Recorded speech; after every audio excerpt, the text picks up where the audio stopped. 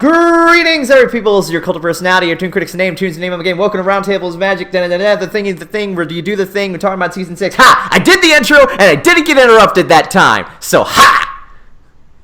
I interrupted you with silence. You can't interrupt someone with silence. That's not how this works, Keyframe. Hello, darkness, my old friend. Oh, I've come wait, to it talk didn't with record. you again. Wait, what? It didn't record, so we gotta do it again. Shit. No, we are recording. Oh, you. Anyway, so, yeah, you know me. I'm ToonKritic. We got a bunch of people here. We have the usual crew of Golden Fox and Keyframe. Hey, everyone. Key. Dave. I'm interrupting you with silence. You can't. Well, once again, hello, darkness, my old friend. Jesus. Voice of reason? Jets didn't play today, so they didn't lose. British Ninja. British Ninja. He's trying to blend so that he won't be seen. Oh, Great. no, I think we lost him. Are you serious? He Well, dropped we from the lost call. at the Oh, last snap. episode. At the last episode of our Season 6 Roundtable, we lost our new cast member. We lost our cousin Eddie. So he Cousin Eddie? May he rest in Steve has peace. left the house to go to college, so Oh, Skype did a thing to him. I Right. died on him. It lovely. Don't you Skype, just love it when you it had happens? One job. And of course, Lightning Bliss. I'm wearing socks and they won't come off. Well, that sounds like a personal problem. Golden, how do you get these off? I don't even know how I got them on. But they look so cute on you. well, you see, Say that guys, again. Echo. Is British back? No, that was No. me. No, that was Kiki. She joined. God us. damn- I had to. I told you not to add Max before the frickin' podcast, you butt. You think you could get rid of me that easily, motherfucker? I am here. I am here. And British Ninja. Hello, I am not missing this. If my whole Look, computer you're- died, I'm here, and you ain't getting rid of me. Look, Ooh. look. Listen to my reasoning. The European died, so I was thinking, well, we have to replace it with another You are European. not replacing me with A and Y. I would take over Germany just to get back on Look, this we goddamn already podcast. replaced Eliora with British Ninja. We don't need to replace British Ninja with A and Y. Why can't we all just get along? Shit. Anyway, okay, well, there goes the PG rating. See, this is what you do to me. We haven't even started the podcast yet. Anyway. And you said, wait, Get on with it. So, you said I did interrupt the intro? I did. You So I still guess this somehow went did. about as smoothly as every other roundtable intro. Oh, yeah, totally, because we are not the Yeah. most professional. But anyway, so this is the season finale of Season 6 of Roundtable's Magic. In this episode, we are going to be discussing the best and worst of Season 6 by talking about our top 3 and bottom 3 episodes. We're going to keep these as concise as possible. If you would like to know our full thoughts about Season 6, we've done it episode by episode with each podcast, with each guest, so if you'd like to know more thoughts on what we think, you are more than welcome to go back where we discussed that episode. Because we're not going to start this all over again, we're going to be concise and summarize our thoughts in the best way possible, and I think this should run rather smoothly. So, we're going to be discussing our bottom 3 first, then up to our top 3, so we can end this on a positive note. So, let's get this started with our bottom 3 with British Ninja. Because clearly, he sees only the negative around here. Yeah, I'm such a negative Nancy. Prepare for my 7-hour thesis on why Season 6 is the worst thing that ever happened to human history. Well, I guess I'll start with my bottom 3 and I'll descend that way. Okay. My number 3rd is going to be on a lot of people's list, I believe, is Cart Before the Ponies. And I really didn't care for this one. I thought it was pretty rubbish. I'm going to be honest, it was boring. The adults were stupid. The kids were also equally stupid.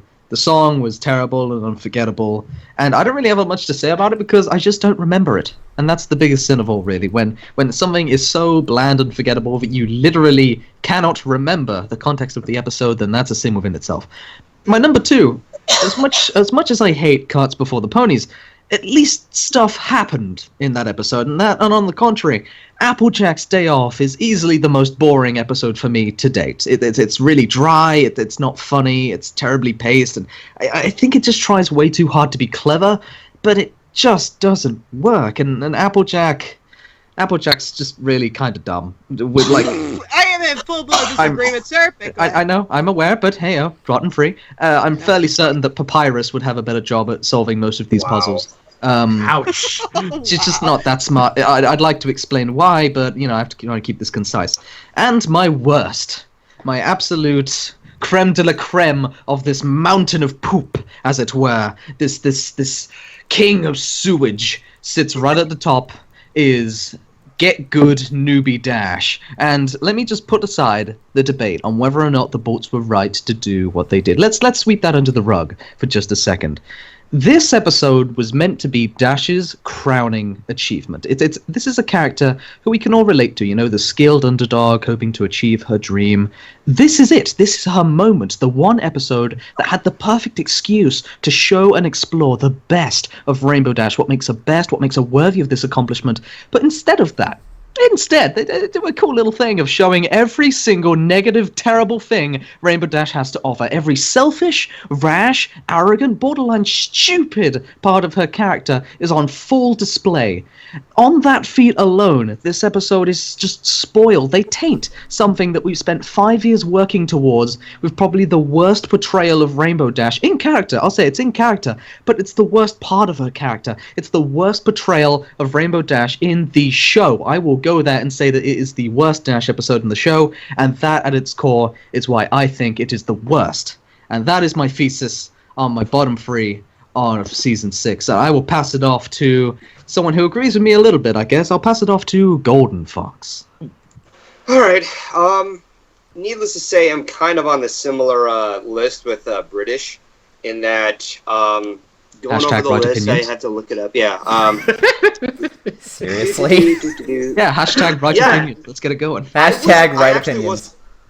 No, the funny thing is, I was not expecting to know what your bottom 3 were. But I'll go ahead and just get this out of the way. Kind of like yours, it's also Applejack's Day Off and Cards Before the Ponies, but they're switched around. Number 3 was Applejack's Day Off. I tried to appreciate the episode's direction and the topic about having negative habits and a lot of other things in which could have been a good episode, but the way it was executed and the way it was projected to the audience, it just felt like some scenes, especially when Applejack is trying to identify what's wrong at the bathhouse, it just went on for too long, and it just felt like it was talking down to its viewers so badly. And you also have these scenes that repeat themselves over and over again. Like the first time Applejack, oh my god, how did I get those mixed up? Both boys might actually ball. Yeah, they're both actually They're both really dumb in this Applejack episode. did a couple of things, and then she had to re-elaborate doing the same thing over and over again, and they just feel like they were milking that scene out for so long. And basically, there's actually a lot more that Keyframe has to say about the episode, so I'm not going to take too much of the spotlight here. So I'm going to move on to the next episode, which was the Carts Before the Ponies. This episode to me, and this is being loose, it is the Simple Ways of Season 6. Now, for Simple Ways, if you like Simple Ways, that's fine. But what I mean in the sense of how I feel about Simple Ways along with Cards Before the Ponies is that the episode is beyond stupid. Like, almost everybody is ignorant, stupid, and just pulling off... I can't think straight right now. But that's the thing. That's how I feel about Simple Ways. That connects with Cards Before the Ponies. In Simple Ways, they both also have a good message.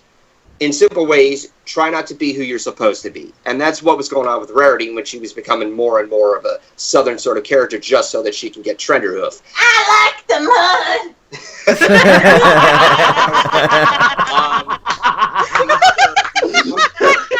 This whole just Fox is having this deep discussion, and you hear Keyframe in the corner like, I like mud.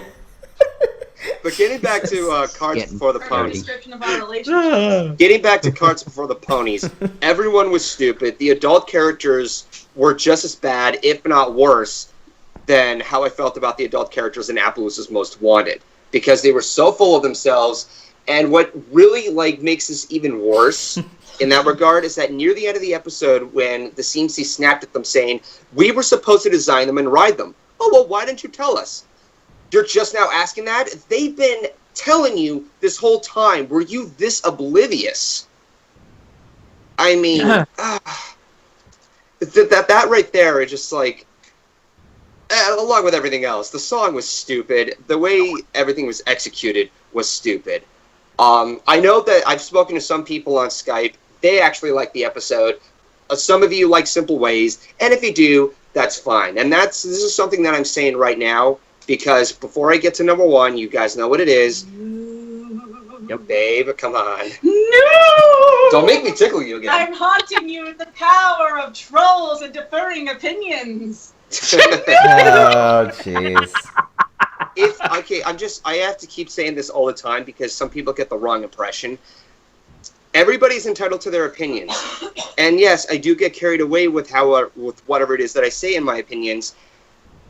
And needless to say, me talking about Newbie Dash again is one of the biggest reasons why I haven't been looking forward to this podcast, because every time I spoke about it, some people got onto me. And I'm not gonna go drop it in names, but some people said, "Oh, you just don't like the episode because of the middle act." Okay, you know what? Let's completely take away that Chacaron Macaron scene. It was stupid. It was idiotic. Everybody knows about it. It's been talked about too much. I'm choking on that scene. It's bullshit. Wow. So It's some heavy trying to explain bullshit. things, and I'm going to try to explain it in a calm manner. I don't want to go screaming at the top of my lungs about it like I did the last time I ranted about Newbie Dash. Just keep it concise. Just keep it brief. Yeah, and when I go to talk about these things, you're fine to offer what your opinion is or what your take is and how much you would disagree with me. Be polite about it. We're all adults here, Brett. Yeah. It's fine. Well, I We're adults. tell that to the commenters. Not in the chat box, but when it's uploaded on YouTube. You guys are cool. It's YouTube. Yeah, I'll you say guys it in to the chat box are commenters. awesome. I'm gonna You guys say are this very- to the commenters right now. Hey, we have an opinion. Deal with it. Stop Okay. being We can jerks. say we can say predictable as much as we want. Deal with it. We can do. Look, buddy, boy, Jim Bob's in the YouTube comment section. We have to deal with your shitty opinions. You're gonna have to deal with our shitty opinions. I'm We're gonna keep all a shitty. Drop keep a the mic. counter for how many times we say shit. Anyway, Oh, talk Newbie Is it gonna be like that South Park episode where the four horsemen of the apocalypse all of a sudden come down? Yep. Anyway, continue.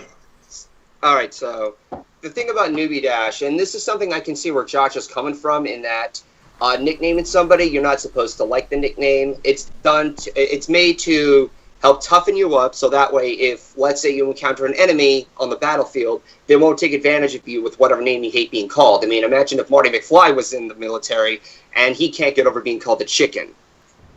He would get shot immediately. So I get where he's coming from, but the way this episode handled it, let me just start from the top.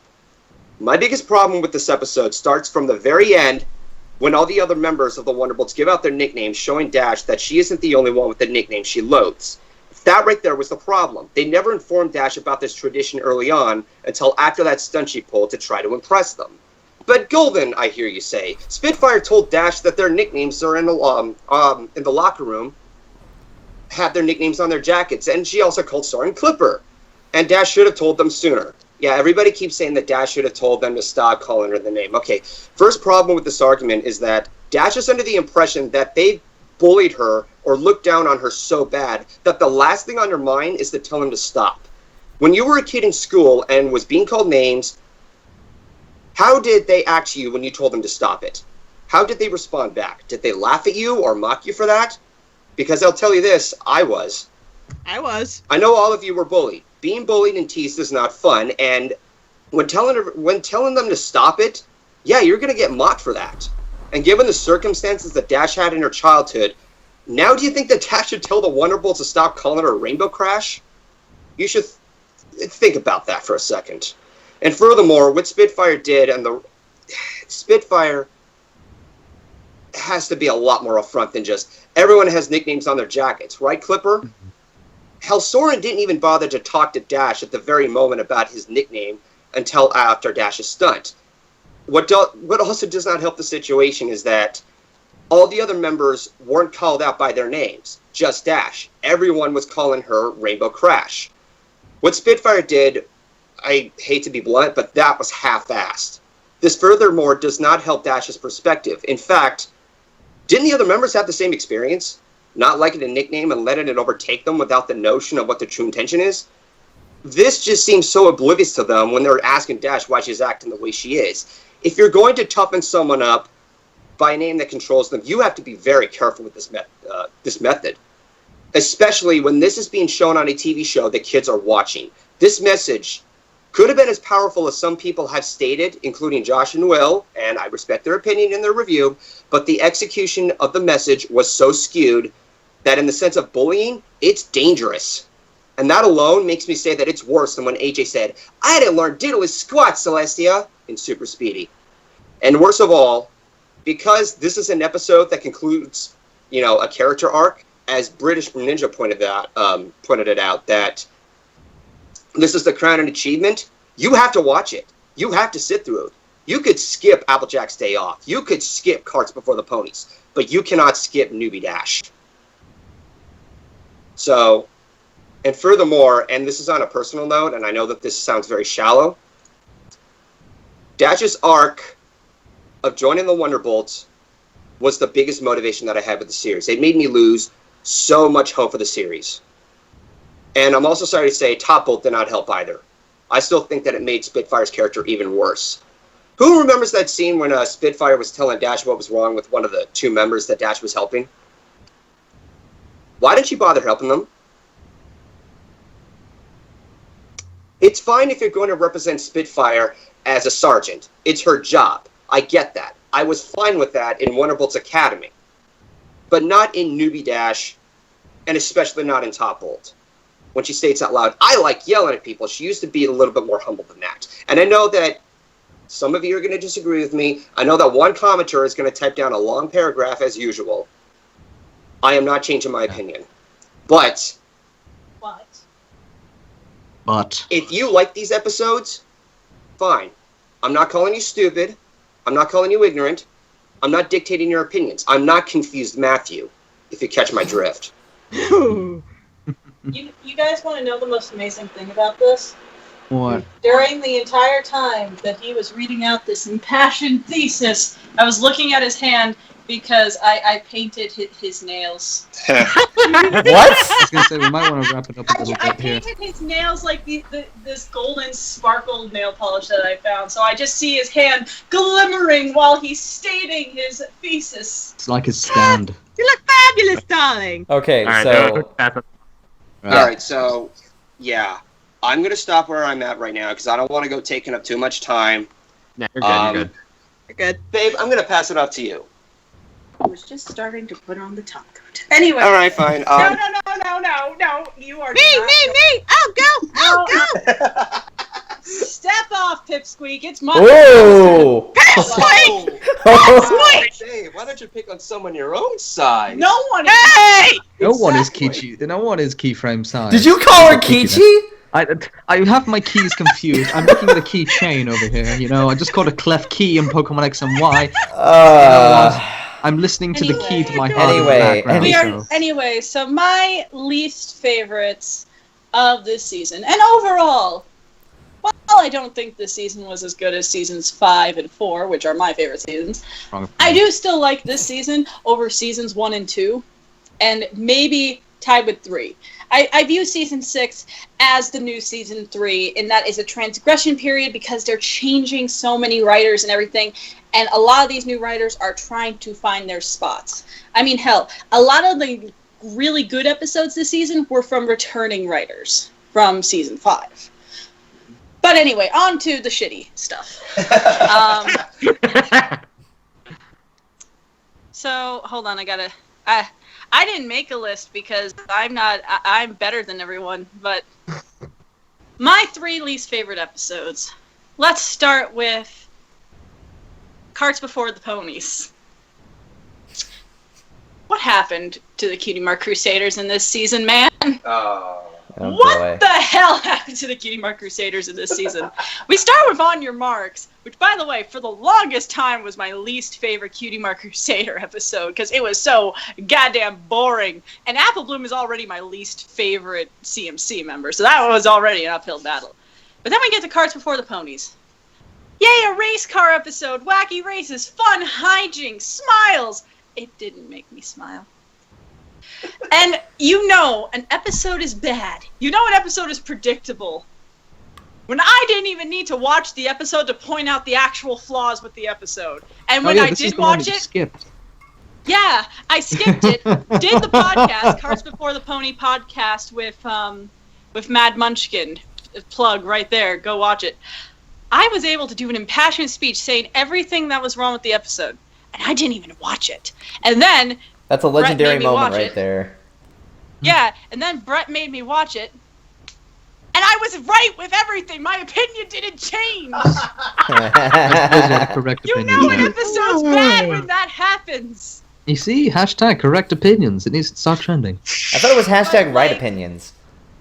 Oh, Hashtag right opinions. make- That's it. Yeah, hashtag all right opinions. opinions. But but no, like, it's fine to sometimes. Any kind of trope can be done well if written well. There are times where the idiot trope can be done really spectacularly and done really badly. Even the stupid dad trope. For every Peter Griffin, you have a Dr. Doofenshmirtz, where you have a good, somewhat ignorant father character. Ignorant adults is one of the hardest ones to do, and they did not do it well in this one because, oh my goodness, Applejack, Rainbow Dash, and Rarity. They were past the point of being ignorant. They were especially Applejack. Applejack was terrible in the episode. And she would be... It's got past the point of just ignoring them and not listening to, I heard what you're saying. I'm going to reprimand you for trying to do what you want and do it my way because I'm an adult and you're a child. And we're doing it because I said so. That episode was stupid. Well, you see here, it's traditional for the Apple family to get the most traditional things because we're all about tradition, ain't that right, Granny? Tradition! Tradition! But you know, let's move on from a bad Applejack to bad Applejack. Applejack's Day Off. Oh, okay, we're just gonna crap all over. Okay. I'm sorry. I've sat down quietly and listened to two people complain about Applejack's Day Off. But look, now I gotta listen to a third one. I'm gonna mute. See, Hashtag the right thing opinion. is, just saying, Blissy. My problem with the episode wasn't Applejack mostly. I didn't like the final scene where she was actually doing all of her stuff, but my problem wasn't with Applejack mostly. I like Applejack. I think she's my second favorite main 6 character. She is a great character. My problem with this episode was how it handled its story and freaking the useless addition of Twilight. Twilight was crap this season. The times that she finally got on screen, she was good. This was not an example. They gave her such a bad hand in this season. And it's like, we could have had a good third plot of them trying all these methods and seeing what it was doing. Because the spa got so boring. There was nothing to it. Why introduce the idea of a B-plot and not go through with the B-plot? It's like waving a carrot in front of a rabbit's face and then throwing the rabbit in heavy traffic. Well. Judy Hopps does not deserve that. Yeah, well, she is just a dumb bunny, but she's gonna multiply.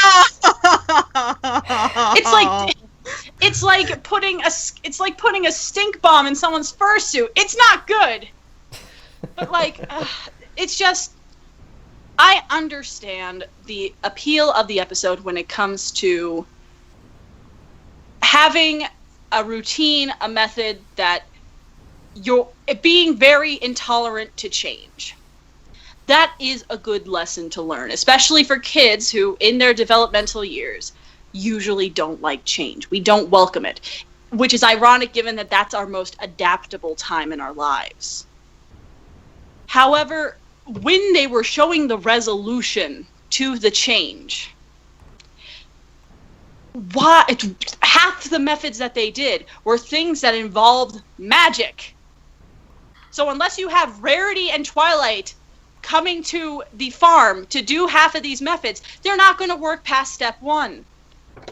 Where was magic used to fix AJ's problems? They said there's some machine problems, you can just fix the machine. The gate is fixed, so you don't need to worry about doing all that stuff. If you let me finish, the irrigation method. They opened all the pipes at once with magic. Well, they were basically pointing out that, hey, this machine could do all of it if you just set it up that way.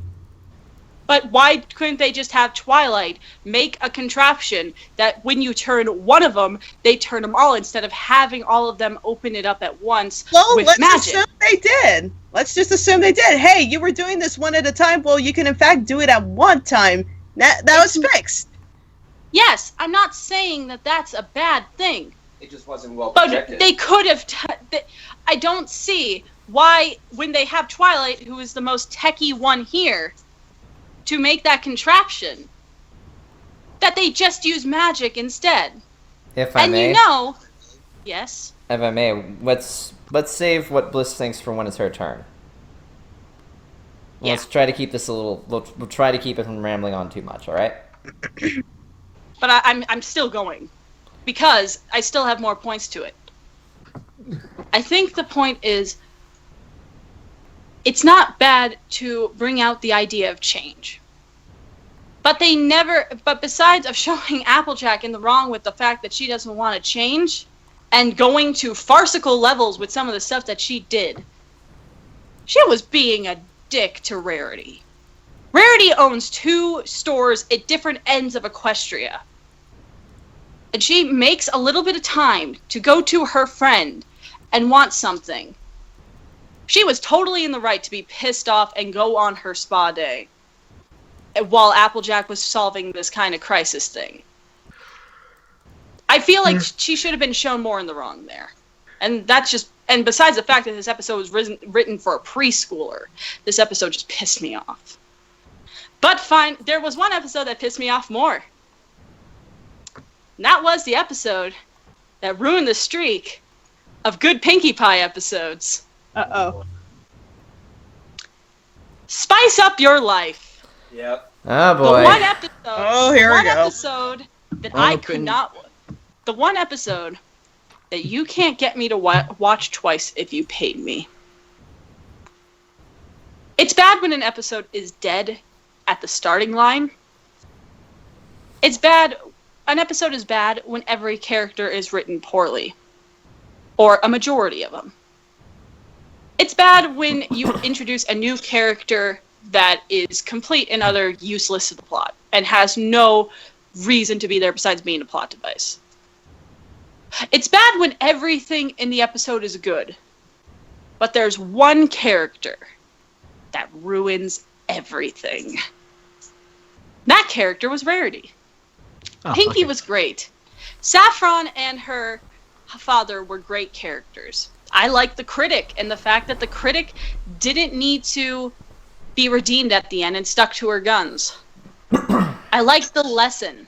I loved the visual. This could have been an amazing episode.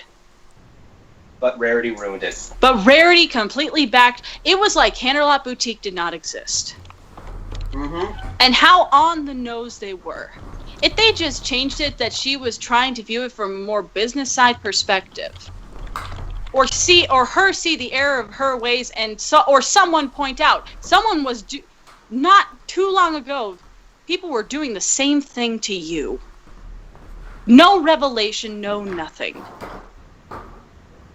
Not even one little shout out to show that this has happened before, and be a great lesson, side lesson for Rarity, in that even people with pure intentions that sometimes the artist can become the thing it fears most.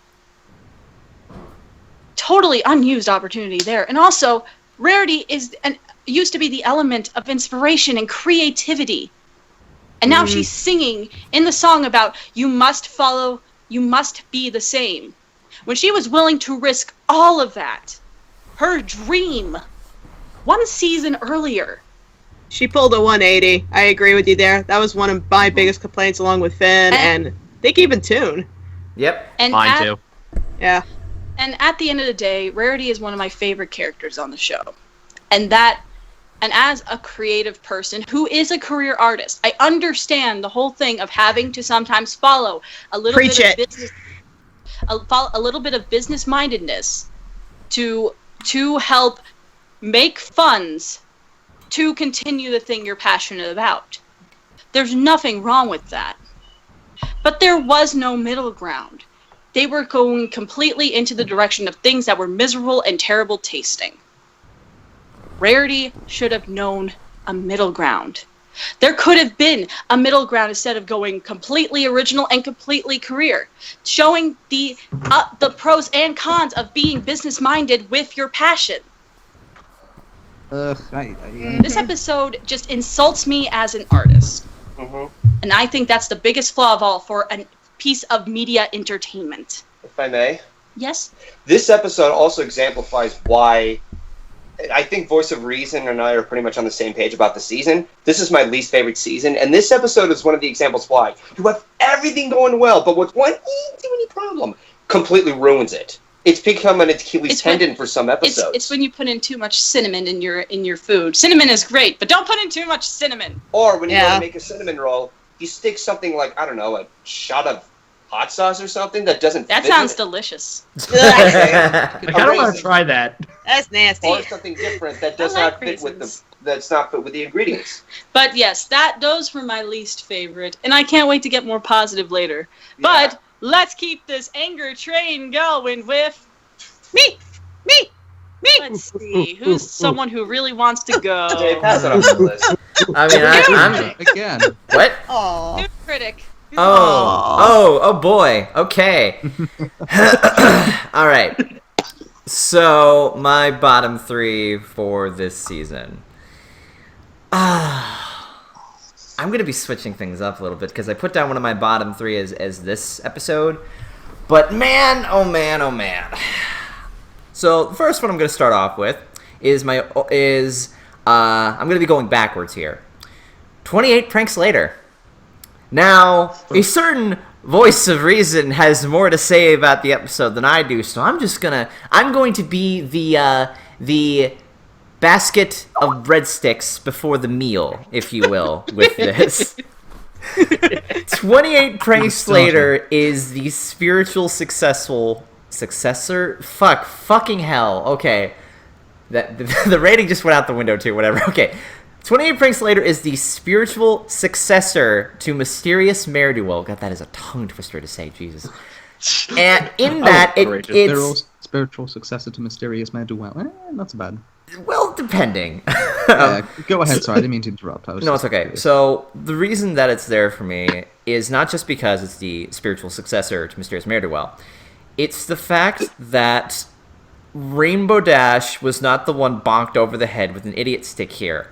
It was almost everybody else here with how they wanted to go with the prank. The whole, oh, well, Dash, you probably shouldn't do that to Fluttershy. Okay, we know that. Geez, if you're going to prank, at least put some effort into it. This was your fault! This was your fault! You can't put any blame, not even a sprinkling of blame on Rainbow Dash because you were the ones who enticed her to say freaking try harder, and she did, and now you're upset about it. Well, whoop-de-freaky-do, that sounds like a personal problem. Can I add something? Yes. Did I forget to mention that just like Spice Up Real Life, you had everything going well except for teeny little problem that completely ruins the episode. But sewing machine tape. And references to so many zombie movies will not help the case. I mean, don't get me wrong. Don't get me wrong. I liked what they did with the whole zombie theme, but I felt so underwhelmed, and I can understand why, because this is a kid's show, there's not so much you can do. But you can add in a little bit more to it. I just felt they had the zombie theme, but they didn't use it to its full advantage. But I'm not going to tread too much on 28 Pranks later, because I'm going to leave that to Voice when he rips it a new one. Okay. I want to rip it open too. And the thing is, I Give me a wanted to chance. like this episode. I wanted to like both this and Spice It for Light because they had so much going for it. But just those little problems that screw it over. Next episode. This is one of the reasons. This is one of those reasons why I like season 6 the least. It just feels like the episodes had good potential, but they were rushed. Next episode for me. It originally was On Your Marks, but I've been sitting here thinking, wait a minute, On Your Marks I don't even like because it was so forgettable. I don't even remember what happened in On Your Marks. That's how bad it was. But There was a song. was there? I will touch that later. I will touch on that later. Okay, well I'll leave Bliss to do that because instead of On Your Marks, I am going to talk about Pony Point of View. Oh boy. That episode was so freaking boring. And granted, there were some funny parts with how people viewed, how Pinky viewed the others, and AJ viewed the others, and Rarity viewed the others. But this just makes me think, if they're so close friends, why do they have such negative, stereotypical versions of themselves in their head? I thought that they were all, friendship is magic and elements of harmony, and we're all great friends, except probably not, because one of us is probably stereotypical / racist. This episode, And you wonder why I don't like Pirate Applejack. this episode barely escapes my bottom 3. And by the neck of its teeth. And then you have all of these stories, and I'm thinking, okay, so what really happened? And then the end happens, and then it just ends. I'm like, wait, that's it? Oh, well, it's audience interpretation. No. Don't give me any of that bullshit. No. You give me a clear answer here, okay? Because then you're going to have people arguing over, oh, so this really happened. No, this is what really happened. And the writers are thinking, ooh, we got the reviewers now. Now they'll think for hours upon end of what really happened. Let's put clues together. No, I feel like, okay, this is just my headcanon, but I know this isn't true. Yeah. That this is a big middle finger to the reviewers.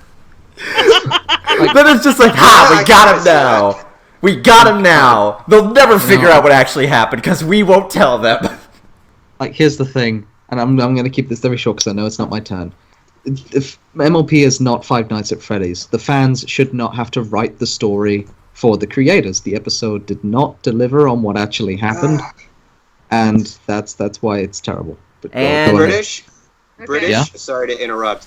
This is also why I don't like it when somebody goes to write a story that it's supposed to be left up to your interpretation of something such as Sombra. Or whenever it comes to anything that's supposed to lead the viewers to have their own interpretations, like headcanons. No, please be specific. If I may. It can work, but go ahead. Sorry. So, the last episode that is at the very, very, very bottom of the barrel for me, no surprise since this episode has already been discussed a lot, is The Cart Before the Ponies. When I thought of this season again, there was it wasn't just a teeny tiny little problem. It was many teeny tiny problems that amounted to a big freaking problem. So, I said before, like, how I used to hate Newbie Dash. I don't hate Newbie Dash anymore. I hate this episode because it was bad enough. It was bad enough that Applejack and Rarity got conked over the head with the idiot stick. That's to be expected this season. Then it happens to Rainbow Dash, and I'm just like, okay, you know what? You're supposed to be better than this. All three of you de-evolved a couple of seasons in just one episode. All the progression that you've made. Y'all are fighting over the... No. You know what y'all turned into? Y'all turned into freaking soccer moms. Fighting over, oh, I don't care about my kid, Benny. My kid is better. No, my kid is better. No, you know what? It's not even about the kid. I'm better. No, I'm better. No, parents should not interfere with the sports of children. That's why we have participation awards, and I fucking can't stand participation awards.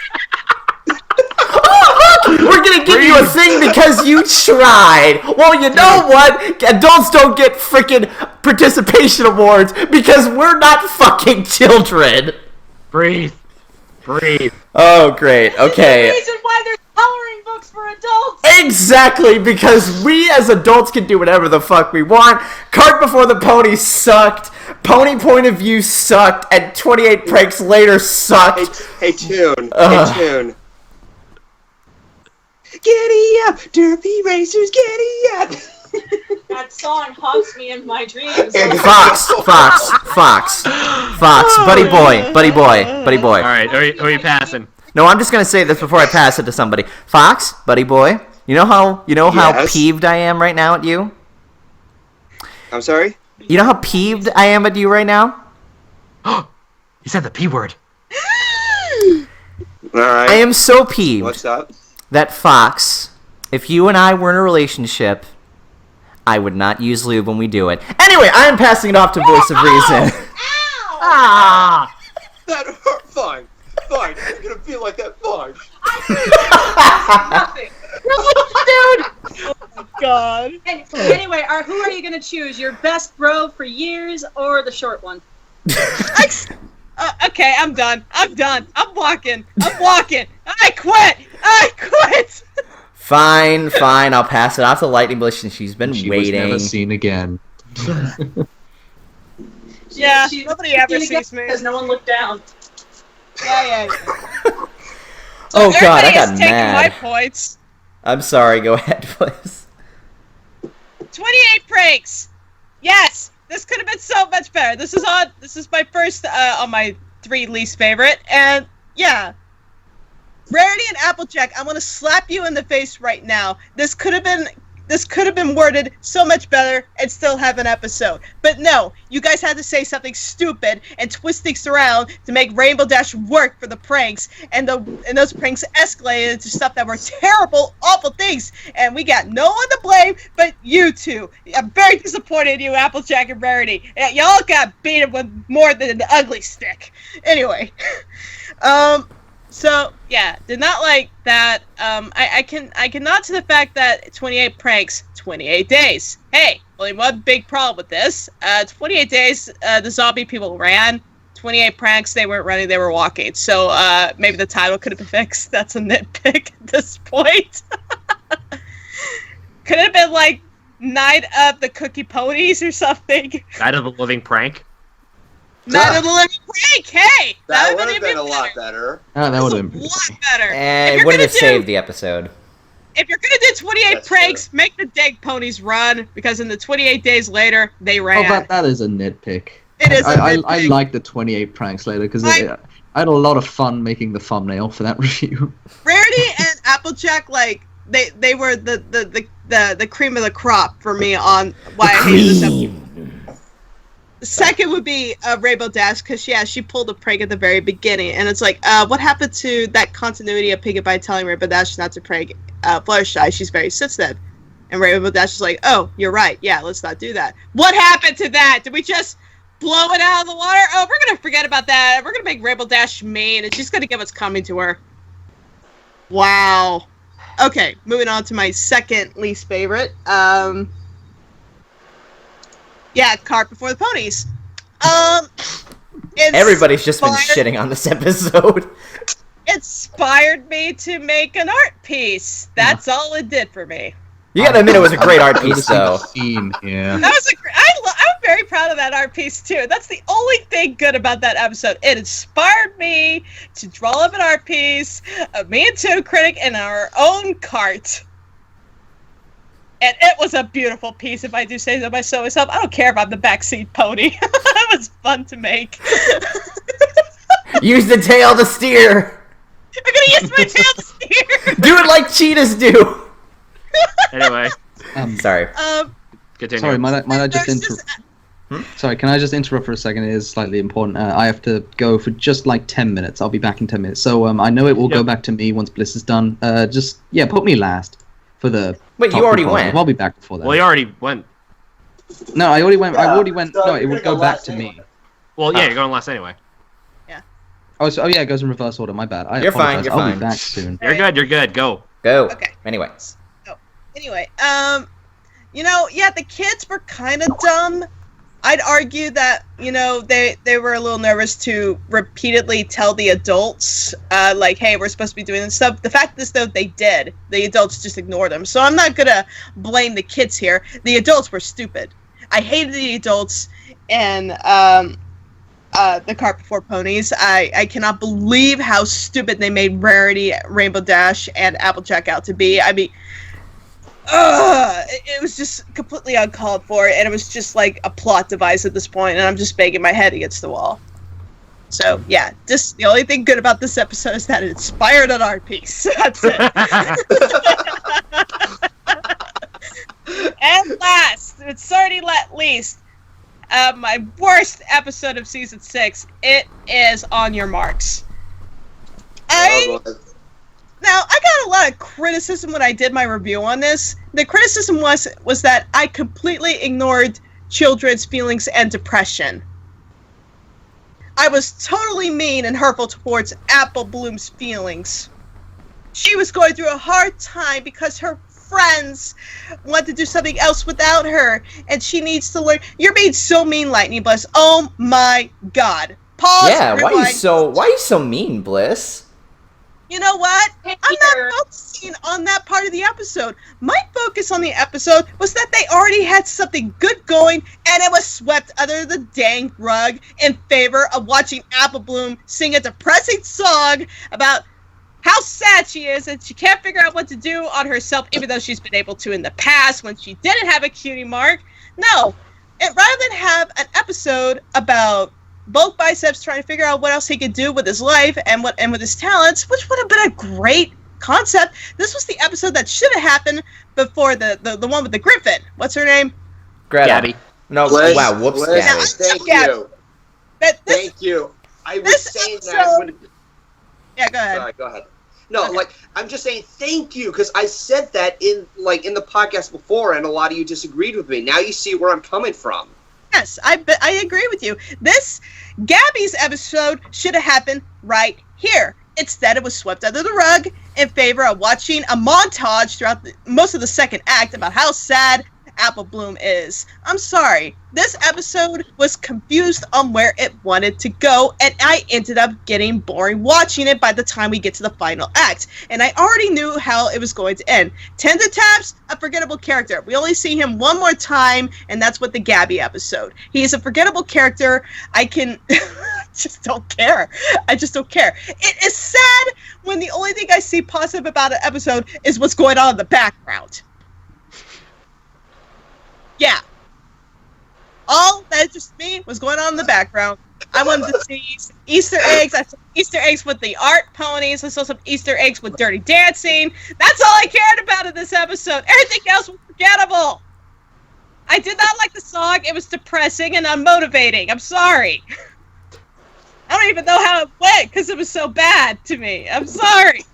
No, I am not dismissive of children's feelings. That is not the problem with this episode. The problem with this episode is that it has something going and it's swept under the rug in favor of something more depressing. So, blah, blah, blah. I pass it off to Voice. Can I? Holy crap. Hold on. What? Can I say something? I want to give Go credit ahead. to one of the. Sorry. No, go ahead. I just want to say that somebody in the chat typed this down, and I love this. Anytime now, the golden key factor of this bliss of a stream, will the critic say on the episode, just acting as a voice now. Also British. They forgot Ninja. And we lost Golden Fox. No! Yeah, I'll be back.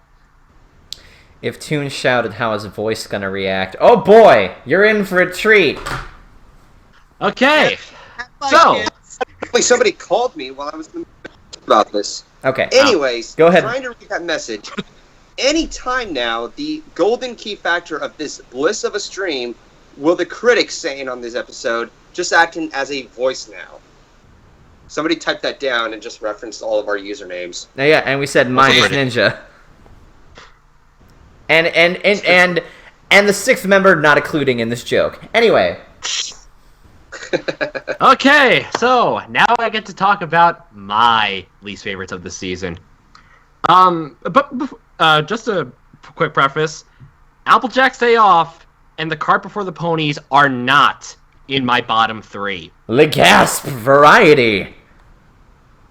So, let me just ask you guys a question before I talk about number 3. How would you not make someone care for a character? You shit all over them. You hit them with the idiot stick. How about make everyone else around them even more unlikable just to say they're not as bad by comparison?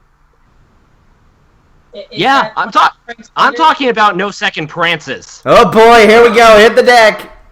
Okay, Yeah. Twilight was back on her word about not dwelling on the past. Trixie felt like she hadn't developed since her redemption in Magic Duel. And Starlight, the only likable character in this episode, is a plot device in her own story.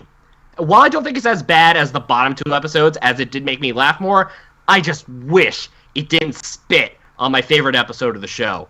Or should I say, then favorite episode. I'll get to that later. So, number 2, another thing I could say that puts No Second Prances above at least my number 2 pick, is I understood what was going on in the episode.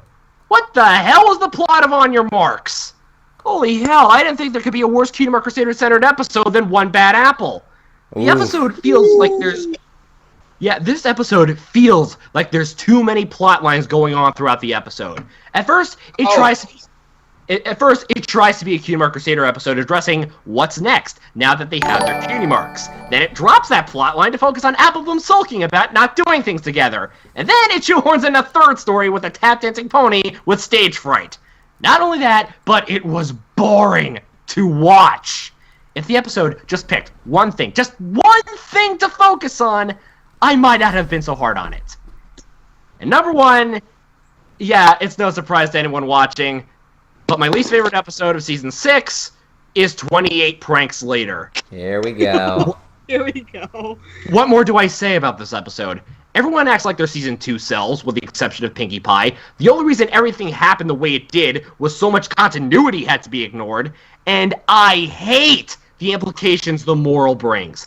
If they dropped a bit about what ponies find funny and made it solely about Rainbow Dash being an annoyance, it would have been 50 times better. Hell, you would have taught probably the biggest lesson anyone should teach a kid. The golden rule. Treat others the way you want to be treated. But as is, fuck this episode. 28 Pranks Later is the worst episode of Season 6. Yeah, Hey, but- voice. Yes? Oh, sorry. Sorry, I just want to add in on something.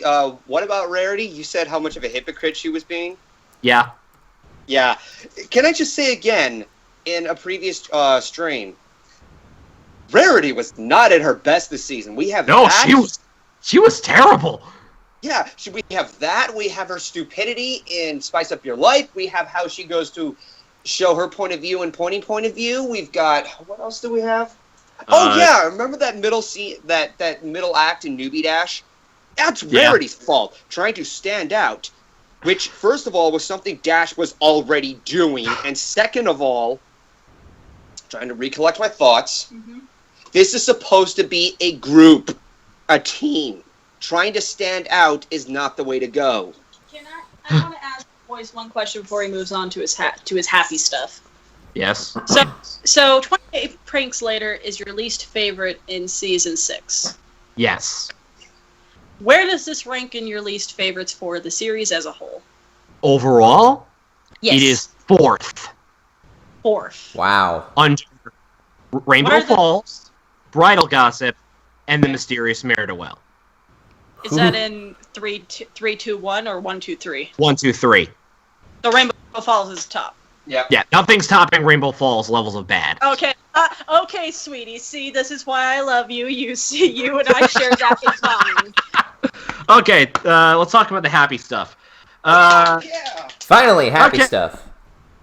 Alright, the first episode I genuinely thought was worthy 4 stars this season, and that is A Heartwarming Tale. It had great songs, a great story, and just overall heartwarming feel to the episode. It adds to the lore of Heartwarming by talking about the stories inspired by the quote-unquote legend, while, again, previous Heartwarming episode explored its traditions. It left me with a warm, satisfying feeling after my first viewing, and I hope we get more episodes in this style.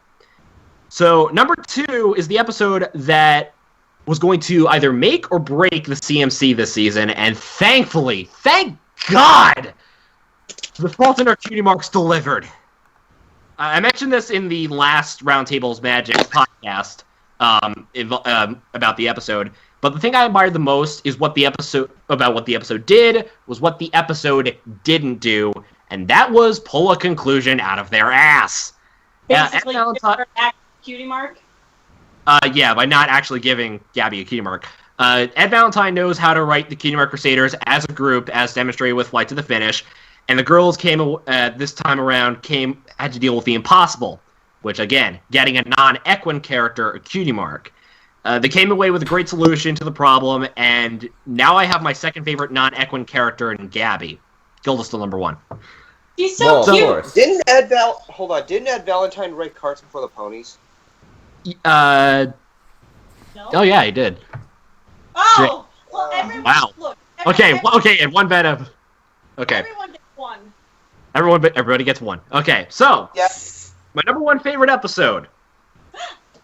All right. Now, if everyone knows how I do my lists, the episode that entertained me the most, and whichever episode I got the most enjoyment overall, will top the others. And that honor goes to Stranger Than Fanfiction. Yes! This episode is all sorts of awesome! Patton Oswalt was the perfect guy to play Quibble Pants. Rainbow and Quibble have those great fandom moments, like the bickering and the geek outs. And it also has my favorite moral of the show. Just because you have differing viewpoints doesn't mean you can't get along. Anyone in any fandom needs to take this lesson to heart. But what solidifies this as my favorite episode, the atmosphere. I've been in Rainbow's shoes, going to a convention the first time, geeking out over the people I get to meet, meeting fans with similar interests, getting to meaningless debates with those people. It's all here. I can't get enough of it.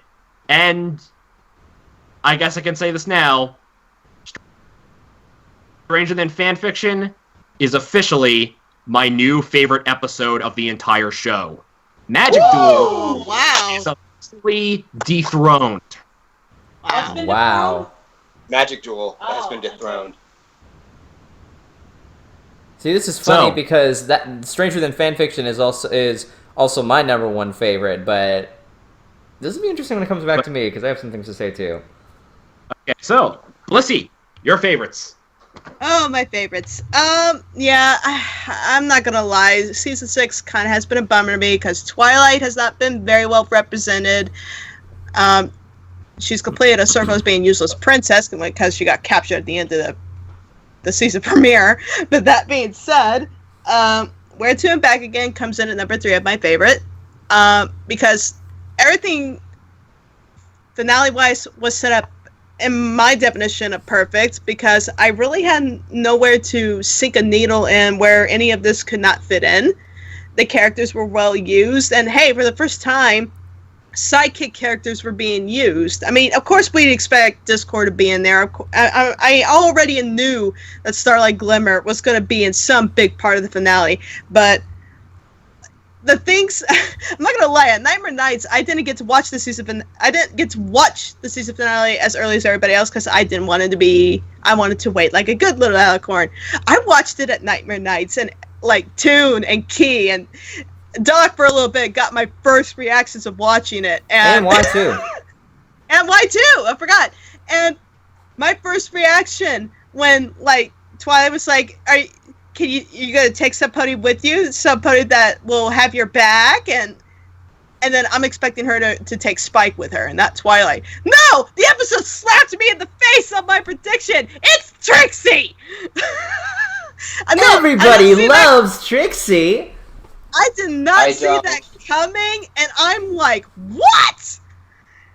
But good for you, episode. You threw me for a loop, and I love you for it. I knew Discord was coming, but I was like, when is Discord coming? Are they seriously not going to get Discord? Where's Discord? Oh, there he is! So They Fluttershy. They took Fluttershy. I'm like, ship. Good to know your priorities are straight, man. When your waifu gets stolen, shit's about to get serious.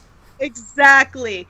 And despite what everybody says about the changelings changes, I still like them. Maybe it's because I'm the Rainbow Alicorn. Maybe it's because they remind me of a G1 setup. Maybe it's the fact they kind of look like ladybugs because I noticed the back of their wings have shells on them. I'm sorry! I like the design. I know they may seem a little too much, but for me, I see opportunity in the new designs because now we can have individuals. Before anybody starts telling me that, oh, purple, green, and yellow, wow, there's so many differentiations, Blissey, that's all they're going to use. No, this is just the beginning. They can differentiate as the show goes on. So there's that. We have opportunity for differentiation of the changelings. They can now be their own individuals. Thank God. And yay, look at that. Chrysalis was not reformed. Aren't you all happy? Be happy! Moving on. My second favorite episode of season 6, to everybody's shock, it's Applejack's Day Off. Ooh. Now, this is really for personal reasons. You were really the only one that liked this episode, by the way. I really did. I really legitimately love this episode, and here's why. It's for personal reasons. I know what Applejack is going through. I'm a workaholic. She's a workaholic. Relax. Let's go to the spa together. What is this? Are you trying to ruin my life? That's how I am. And I could see where Applejack's coming from because Applejack's got a lot of things on her shoulders. She's got the farm to run. She's got to make sure everything is going proper. And she can't just expect someone like Twilight to learn this overnight, let alone in 1 hour. And yeah, I understand the fears of leaving your daily routine just to go and relax and have fun because you feel guilty when you do that. You feel like you haven't earned it. You're not used to this sort of thing. I'm sure as heck not. I went on a cruise with Dr. Wolf. How often does that happen? Never. I have never relaxed like that before, and it was very unusual to me, but fun. Yes, I can agree the episode had some issues, like delaying the episode by having Applejack solve a steaming problem. That seemed forced and very poorly done. But I like how they were basically addressing Applejack. You can make your life easier by doing things just a little differently. You're stuck in a rut. If you just take the time to stop, relax, and then look at everything from a different perspective, you may actually make your life easier. Hey, that screams to me. If I take a moment to relax and step back and see how I'm doing things, I could make my life a little easier. I love that moral. It relates to me and anybody who's a workaholic. Keyframe. So, yeah, I know the episode has problems. I am not going to deny that. I'm going to acknowledge that everybody's points are very much valid. I am not going to argue against them because they're true. But for the moral itself and the personal relations, that all makes up for it to me. So that was my number 2. But my number 1 favorite episode, and probably, yeah, I'm going to say it, probably my favorite of the series, it's Top Bolt. Yeah! Yes, I love that episode. Gets me all happy and shit. Top Bolt addresses everything that I love about friendship. Even if your friend is a cocky little jerk. Hi, Zach. Whoa! Whoa! Whoa! Now you listen here. I am the most modest, humble one out of this entire podcast. I'm gonna Humble brag. Hey, Zach. Hey, Zach. I'm gonna snuggle your face off. No. Yes, no. come here. No. You're gonna No. snuggle your face. No. This is a personal space. Invasion of my personal bubble. Get off me. But y'all see what I... But do you see what I mean? Top Bolt, you have 2 friends here that are trying to get into the Wonderbolts Academy. You got one of them who is clearly thinks he's all of that. He's very cocky. I was thinking, ooh, Rainbow Dash is going to knock your butt into the cloud. Just wait for it. And then you have his other friend who's extremely shy, very humble, and she's the backbone of his success. And what really gets me is the fact that she was happy to do it because they're friends. And he grew up in a large family. She was a lonely child, and she will do anything to make him happy. Ow. Even if it might not be at his best. Maybe if it's not at the best intentions. And even more so, rather than like Rainbow Dash and Twilight addressing the problem, which they were about to, it was her that came out and said, I'm the one who's been helping you the whole time, okay? I'm like, yes! She came out and said it, not Rainbow Dash and Twilight. Oh, thank God. But even more so, you know, he got angry with her. They almost ended their friendship, but they worked it out because that's what friends do. You may not like it when friends tell you something you don't want to hear, but it's not because they're trying to hurt you. They're trying to support you and help you to become a better person. And I just love how this episode addressed that moral. I'm gushing. I'm actually gushing. Because, hey, me and Toon, we do that to each other all the time. We tell each other how it is, where we need to improve, how to improve ourselves. We don't hate each other for it, though we get a little ruffled under the feathers. Yeah, exactly. I can be blunt with her, and I can say that her content is shit, but you know what? She can improve, so... I'm sorry, who uses my content a lot these days? Oh! Oh! I actually don't have a response to that. I actually don't have a response to that. I'm sorry. Those are lovely factors you're using these days, Mr. Toon. Who made those? Blissey, the heal Pokemon. Are you done? Pot meat kettle. You guys don't seem to understand. Oh, thank you, sir. Okay, a lot of people have been donating, so thank you all for donating. You guys don't understand something. Blissey is secretly more savage than she appears, okay? I don't know what you're talking about, This sir. is because she spends so much time with me. Yeah, and deep down, he's a big old cinema roll, guys. If y'all have saw him a few days ago while he was playing Pokemon... Okay, now you know what? It's my turn to talk now. It's his first Pokemon. He's like, oh my god, you are so cute. That is not what happened. He can't prove that. He's been hanging out too much with me. And you've been hanging out too much with me, so it just pays off. Anyway, so it's my turn now to talk about my top 3 episodes. We're going to try to wrap these up because we've been here for about roughly an hour. So let's try to wrap these up a little bit more. Just letting you all know that we have A&Y and Keychi coming in here, but because you guys donate, we're going to get a third lucky person in there. So we're going to keep this train rolling as fast as we can and try not to interrupt. Let's get these going, formulate your thoughts, starting with me. So, my top 3 episodes, starting from number 3. No one's really talked about this episode yet. Saddle Roll Review. I absolutely loved the format of this episode because I've never seen MLP try the whole interview style, cutting back and forth thing. And I was worried because I didn't know how they were going to do it, but the comedy here was so on point. I think it was the funniest episode this season. And it was an actually pretty decent kind of Rarity episode. This is probably one of the few. The episode where Rarity actually did well. Yeah, pretty much. That's how I'm going to view it, at least. I don't really have much else other than to say, like, I loved how this episode works. Number 2 for me is Top Bolt. Top Bolt I really enjoyed on a personal level. And I saw Sky Stinger and Vapor Trail. I saw the 2 of them, and I couldn't help but see a little bit of me and Bliss there. And I thought that was rather interesting how that went about.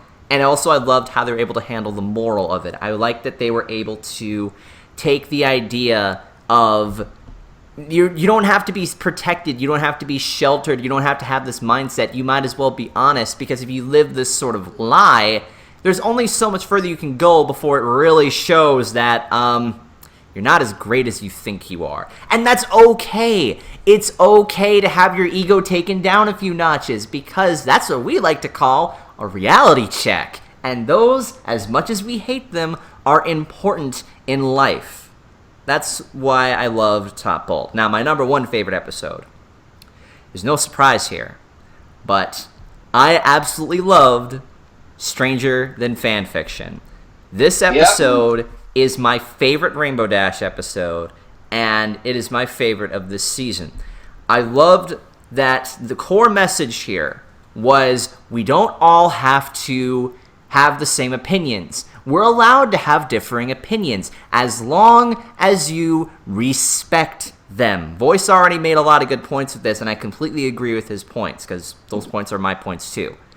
But it is super crucial that we respect one another's opinions so we don't end up arguing, and well, of course you can argue, but to an extent. Don't break a friendship over a My Little Pony episode, guys. Like, when you really think about it, it's not worth ending a friendship over an episode with ponies in it. It's a kid show. Exactly. Now, if you want to argue over Gravity Falls or Steven Universe, then that's perfectly fine. But No, don't encourage it. no, it's really good that Stranger Than Fanfiction was able to promote that moral. I also love Patton Oswalt's character in this. This is how you use a guest character correctly. Daring Do is not as strong in this episode, but the overall, I like to say, atmosphere is the word I want to use. It's how they were able to make that work with their first big con and all that. It makes me wonder of all the other stuff that they have going on. I can't wait to see more Daring Do in the future. But, yeah, those are my top favorites, so I'm going to pass it back to Kefram. Hi. So I was going to put Heartswarming Tale in this list, but it already got talked about. So I want to talk about an episode. Should be filled with magic. Shut up. I want to talk about an episode that I also really liked, and I think I like it for a personal reason, because I know there's a good amount of people who don't like it. My number 3 is Flutterbrudder. Yeah, I like I like that episode. I didn't. Well, yeah, but most people view it as a middle-of-the-road episode, but I think it's a good episode because of Zephyr, and that's the big thing. Usually people hate Zephyr. And, by all accounts, I should hate this character too. He represents a lot of stuff that I don't like. But I love him because of the fact that he is a lot of us. Someone who does have potential, does have an ability, but would rather be content with just getting by. And, in that kind of mentality, you do project certain asshole traits. But you're content with just getting by because you fear, what if I can't? And that fear controls you. And at the end of the day, that's what it did to him. And the fact that we had Fluttershy, who's had such great leaps and bounds in character development, be the one to promote the idea of, well, we know you can do it. You just gotta do it. You gotta do it. You gotta do it. He can do it on his own, that he shouldn't be afraid. And I think that's a good compliment to an episode like It Ain't Easy Being Breezy, in the way of tough love and teaching. But just because you give someone tough love doesn't mean you don't care about them or you don't see what they can do. You give someone tough love because you know that they can do more. You don't view them as a lost cause, and that's why you're giving them tough love. In that case, you would just give them hate. And I love that sibling relationship, and I think Zephyr, for an episode that had to grow within one episode, did a very realistic growth. There's still parts of him that remain, still some of his mannerisms and tenacities, like we saw after he graduated. But I felt good that he graduated. I felt like he accomplished something and he deserved it. And I really do like that episode for it, and I don't think that's an aspect of the episode that people usually see, because when they have those kinds of people in their lives, they just absolutely despise them and view them as scum. Yep. I think there's two sides to everyone, and there's always hidden potential, but it's your choice whether to see it or not, and Fluttershy saw it. I also would like to add, I can see why a lot of people don't like Zephyr Breeze and how insufferable he is, but technically that's kind of the point. I mean, would you just expect him to just be, like, just a likable, nice guy? No. He's a freeloader. He's doing things, like, not even trying, to the point where you're just like, dude, you need to get off your ass and you need to get a job. You need to do something with your life. And we see these happen, and we see this spiral downfall of this character. So, yes, it's supposed to be like that, and it's supposed to take you by surprise when the character reaches rock bottom where he's out in the woods, camping somewhere, probably starving to death, until Fluttershy decides to step in and save the world. Yes. But on to my number 2. Yeah. My number 2 is every little thing she does. I'm so split on that episode. Here's the thing. I like little thing she does even more because of the finale, which I will get to. Spoilers. But I like every little thing she does because of Starlight. I think for a lot of people, this was a make or break episode for Starlight, even more so than No Second Chances. What? Oh. But, Voice is yelling at the chat, which I thank you for yelling silently instead of interrupting me. Thank you, Voice. You're welcome. But I like it because I think it shows a crucial part in Starlight's development in the fact that she still has a long way to go. One of the reasons I like Starlight is because she's not a character that gets every single thing that she needs to reform herself done in one episode. Her initial reform, yes, of choosing the good side.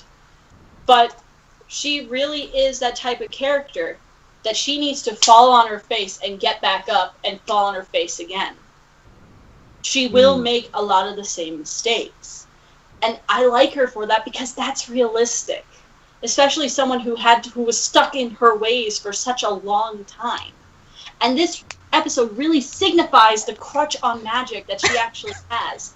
That she's so used to the thing that she is good at, that she's afraid to go out of that comfort zone, afraid of failure. It's why I like Zephyr. A lot of these episodes have running themes. But the fact that she got reprimanded, that she had to apologize and everything, I don't know. I really like it, and I view it as better than Lesson 0. In what? Not that the episode is better than Lesson 0. Guys, put down your guns. I'm just saying, in the fact that when people say that Starlight doesn't face reprimanding for this stuff, just saying, the cutie remark happened theoretically and hypothetically in the grand scheme of things, and at least she was able to keep the problems with what happened in this episode in one castle instead of Twilight, who hurt the entire town and had to get Celestia to intervene. So fuck you. But the fuck you is in a loving way, like fuck you. But anyway, I really like this episode. I love the humor in it, and I really love Starlight. I love Starlight even more in my number 1, To Where and Back Again. Yeah. Okay. To Where and Back Again is one of my favorite finales. It not the absolute favorite, but one of my favorites. It's my favorite episode of season 6, and it shows how much Starlight is growing. Not completely growing, but is growing because they had to take away that crutch, which is why I like every little thing she does more, because it shows how much of a crutch that she has, and it shows the pain of the fact that it got taken away, and the fact that she has to take that leadership role again. That she has to live in the present and now and not dwell on her mistakes in the past and actually take that step forward. She's out of the bubble. And I think that's really, really amazing. And I will say this right now. Starlight is tied with Pinky as my favorite pony in the show.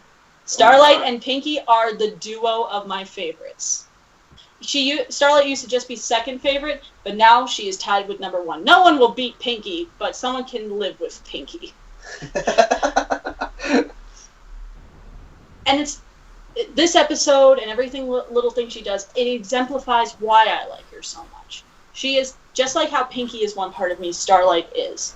Someone who dwells on things in the past, but keeps going, keeps trying to grow, and keeps trying even when there is the aspect of failure and relapse.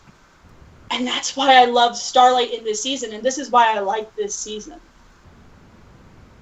And I will just say this about the changeling designs, they were crap. Mostly because... Let me explain, because I actually have a reasoning.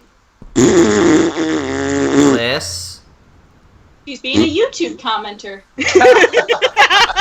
Juicebox corner Oh, now. you people. Yes, sir. I was going to say, I don't like the colors of the changelings, and I think it's because they are an analogous color scheme, which for people who don't know, analogous means that if you look at a color wheel, they are the colors that are next to each other. Especially with Forax's new design, it is orange and yellow-green, which are close enough to it. But they put the complementary colors as secondaries on the back, which I think if they flipped that, it would have looked a lot better. And also the fact that they are so pastel, if they were deeper colors too, or richer shades, I think it would have looked more majestic and better for what they were going for, especially since they're supposed to be fairies. So a little bit more balance between the old changeling colors and the new by making them deeper colors instead of super bright, I think would have been better. Or but bright colors is what kids like. Or if they were going to go with bright colors, use complementary color schemes instead of analogous, because complementary, they're not bad on their own. But I'm saying if they stuck to one primary color for the entire thing, kind of like, look at Twilight. She is mostly purple, but with accents of a reddish color with pink. If they did something like that and stuck to a dye tone color scheme instead of a tri or sometimes quad color scheme, it would have looked a lot better. Okay, so your problem is the color schemes in general, not just the in general designs. Yeah. You just don't like the color schemes. Okay. Okay. Yeah, that's what I Okay, well that's fair. I'd like to hope, well, maybe they'll improve it over time. I'm just happy that there are actual changes to them now, and they can become individuals, and they'll have different styles as we go on. And besides that, that's my only problem with it. But even then, that's to me small potatoes. Those were my top 3. I absolutely love it. And so I am passing it off to the one and only, the great and powerful British Ninja. My son is not even here. Go on, Golden. Wow. Did somebody say British Ninja? Damn it! So we're passing it. We're doing Daddy first, son. Yeah. So Oh, go okay. to your All right. I'm trying to remember what they were. Just letting you guys know, Fox and Key actually did adopt Ninja, so yeah, that's the kid now. So yeah, fan art away. Oh, you poor kids. Okay, so I'm going to try to go by on this one quickly because the stream has been going off for a while. Yeah. Number 3 is The Fault in Our Cutie Marks. And I've told myself this before when we were in the stream about this one. I used to not like Gabby at first because of her But she's overly... me. Yeah, I know, it was her over... I didn't really picture her as you. You were the only one then. No, Yeah, but I understand where you're coming from. Go ahead. She's like, the Cutie Mark Crusaders! And she's like grabbing the kids. I'm like, I need an adult. But as this episode was progressing and understanding what was going on with her, I started to adore that. And the fact that, she wants a cutie mark. She wants something in her life. She wants to find her purpose. And this is a general message that is so deep that a lot of kids can take into consideration.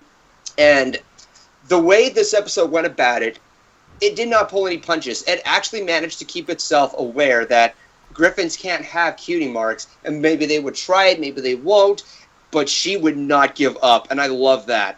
That even when she's given all these reality checks, she's stuck with her guns. And at the very end of the episode, after she did so much, the Crusaders actually came up with something that could utilize her usefulness. Some people say, she was being a Mary Sue and such. A Mary Sue is an overpowered character who has absolutely no journey and just gets everything. She was doing everything to find what she wanted. And even though it's not exactly what she wanted, she is so happy with the direction that she's had to find her purpose in life. And that, I think, is more important than just, having a cutie mark or a tattoo on your ass. And the fact, the Cutie Mark Crusaders decided to put together their own custom-made badges on each side of the saddlebags for... Which you can get at the vendor hall right now. No, these are specially custom made for them, and it matches very closely to the Cutie Mark Crusaders marks. And it's just it was so well utilized, and it didn't they didn't pull a 180 of just suddenly having her get a cutie mark. They actually went to that route, and I was like, she painted that, didn't she? But I told myself that I might grow to like this episode more, and I stand on the level of the fact that I may have grown to like this episode more, and Yay! I do. And I really adore that. I knew that from the start that I might like this episode later on, but I'm a little iffy at first, so I had to give myself time. And I love that I gave myself the time before I gave my final thoughts, because this, I thought, was a really, very deep episode. And I'm pretty sure that both Key and Voice would side with me on that one. So anyway, to number 2 is To Where and Back Again. I've already said my piece on what I love about this episode. If you haven't seen the previous stream, I'll probably save you the time. I love that this episode took a different direction. Instead of having the main 6 be the focus, it's Starlight and a group of other characters, including ones who used to be antagonists, and now they're in this direction that they have to save the main 6. Also, I love that they had it. They had a changeling along with who, well, was of course Thorax. And I've recently seen a video from Wolf King explaining his impressions, and he actually proved a very interesting point on this. This was an episode about Starlight who did not want to take the role of leadership. She had to at this point. Even if she didn't want to, she had to do it. She's got to know when to take responsibility in that. And this alone makes me appreciate Starlight Glimmer even more. And it's so beneficial as to why I gave her a chance even after the cutie remark. So you have that. You've got these clever moments where each of these characters had their moment to shine. Trixie had her moment to shine. Discord had his moment to shine. They bounced off each other so well. And Thorax pulled a very, very clever stunt of impersonating Starlight Glimmer, just so that Glimmer can actually find the core element, create, have a distraction and such. I just thought that there was a lot more heart put into this episode. I'm also with Bliss about the Changeling designs in representing their own individuality. And I like that. I like that they're actually expanding a bit more on the Changeling characters and not just having this one-time appearance like what happened in A Canterlot Wedding. So, finally reaching number 1, and this is probably going to be really short, because, if I were to go into full detail, I would gush like crazy. It's for the simplest things, and the number 1 episode that I loved in Season 6, the Saddle Row Review. This episode is one of the most unique episodes the entire show has had. I've never seen them take on this framing device. It's pretty much the MLP version of The Office, which people love it or people hate it. Me and my brother loved The Office, the one with Steve Carell, because there were 2 names of The Office. No!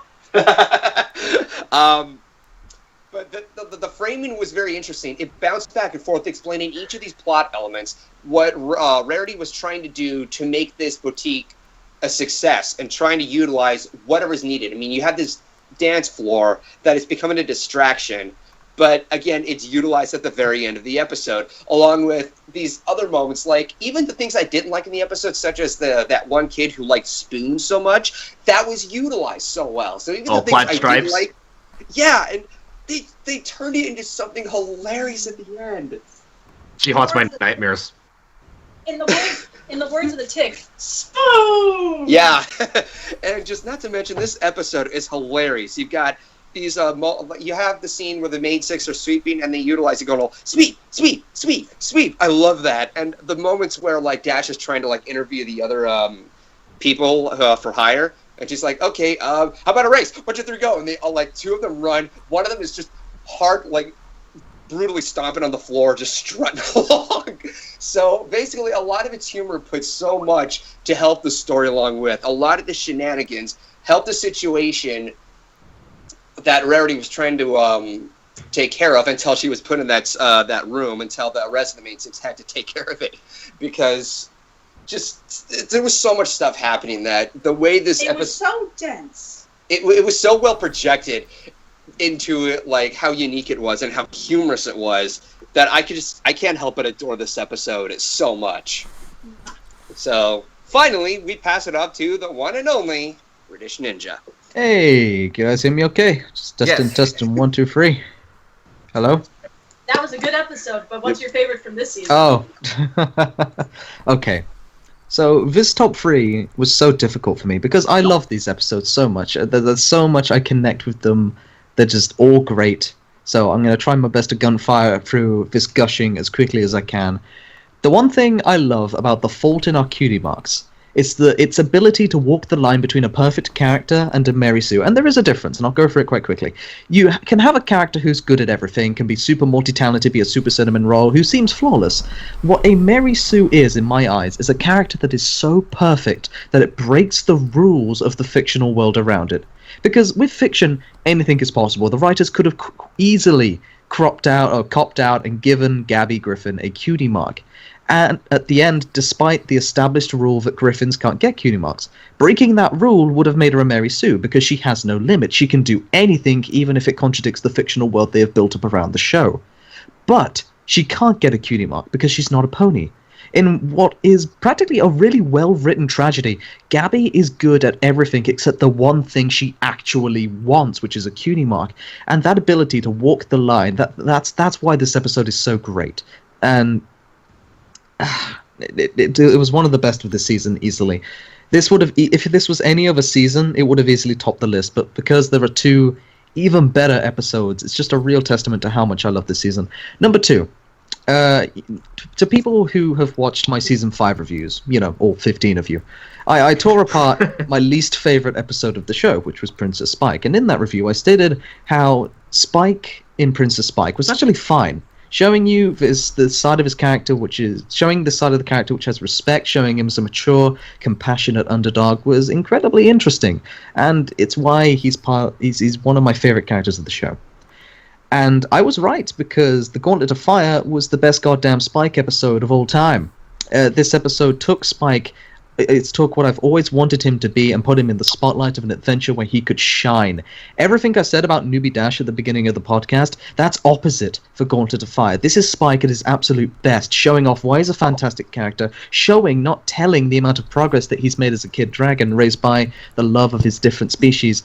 The design of the dragons were awesome. Ember is a top-tier ship. Get out, Rarity. You do not deserve him. Ember, just in herself, is a great, fantastic female, action-oriented heroine who isn't a one-dragon army, but rightfully kicks ass. She's kind of like a Peridot mixed with Undyne, this badass fighter who doesn't quite get friendship, but is willing to try, and it turns out that she's just this adorable tsundere. It's gorgeous. I love it. Oh, it's so good. I've never been more tense watching the show when watching Spike and Ember and Garble fight and race to the end. Having Garble, who is physically a superior character, getting his ass whooped by Pipsqueak and a badass, it's just so good. To summarize this episode, it has the scale and scope of a premiere. I don't want to say it has the budget of a premiere, with the amount of backdrops and cool art that it has, and it's not a premiere, but it feels like it's a premiere. It's so action-oriented, balls-to-the-wall adventure, and I just love it when the show sort of stretches its boundaries and does some really cool stuff like that. And the only thing that could have possibly topped it, I was certain that nothing would top this episode at all. I was convinced it would have been the best. I mean, come on, how can you beat something that good? And I was proven wrong at the very last certain moment, the finale. And I love this finale so much. To Wear 'Em Back Again is, in my opinion, flawless.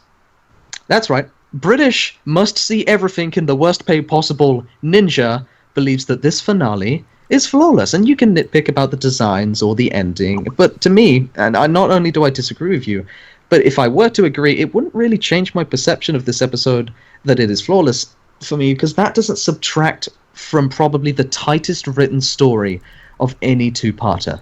This episode is the Thanksgiving dinner of MLP. There are no leftovers, there are no scraps, everything is used up in the smartest way possible. Back in the... Thanksgiving is when you have leftovers. Well, this episode uses up all the leftovers. It puts it in a stew, and that's the side dish.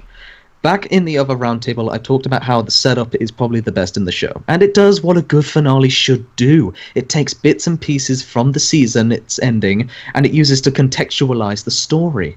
A lot of criticisms 28 Pranks later had is to get the zombies, they had to pull an excuse out of their arse to get the whole town against Rainbow Dash. And that's not so much... Which could have been done well. Yeah, that could have been done well. But that's not happening here. All of the characters on this B team make complete sense for them to be there. Why is Trixie there? Why is Trixie with Starlight, sorry? Oh, well, she's a friend and she's supportive. She goes with her. Why is Thorax there? Well, he went going to look for help after the Empire got taken down. Why is Discord there? Oh, he's there to rescue Fluttershy. It all makes sense, and that's what I truly love about this sort of amazing fiction. It's when every story element works together so nicely to tie up a season in a big red bow, as if to say that this is how you fucking do it. This is how you make a season-long arc. It's awesome. It's my favorite episode of this season. From a really, actually honest season. This has probably been my favorite season of the show. And with that... Ninja. Yes. We got stuff. We guessed certain things right. Yeah, we got things right in our collab, which is fantastic. You guys should all watch it. Keyframe worked our ass off for it. It's brilliant. It was really good. It was And one of the with best that, videos.